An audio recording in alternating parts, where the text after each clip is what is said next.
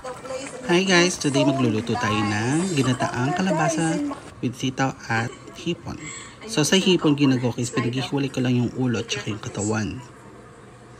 Binabalatan ko lang siya na maigi.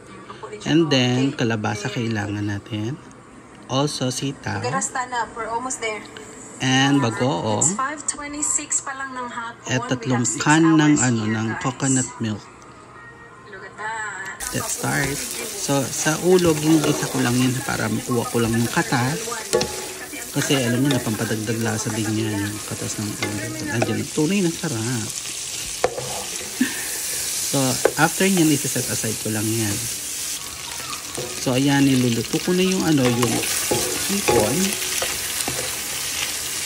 After kaya maluto, isa-set aside ko rin yan para hindi siya ma-overcook.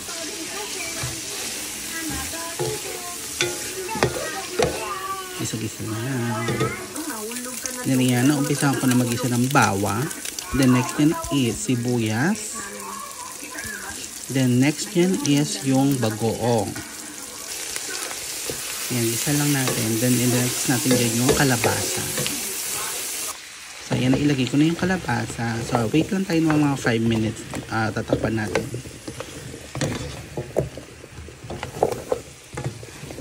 Dahil after 5 minutes yan, lalagyan na natin siya ng ng coconut milk. So sa ngayon, dalawa muna yung lalagay ko na coconut milk. Mamaya ko na ilalagay yung isa pa. Cover lang ulit na siya natin siya ng mga 4 minutes.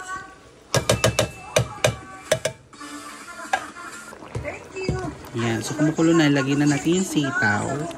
Then mix lang natin, then haluin ulit.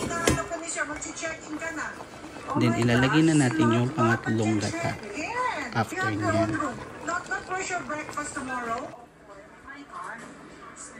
Yan, nailagay na natin yung pangatlo. Then yan, medyo malambot na siya. Ilalagay na natin yung babalik na natin yung hipon. Yan, nailagay na natin yung hipon. Haluin lang siya kaya lang natin siya maluto ng mga 2 to 3 minutes dyan. Then that's it. Timplahan nyo lang siya ng salt, pepper. Thank you!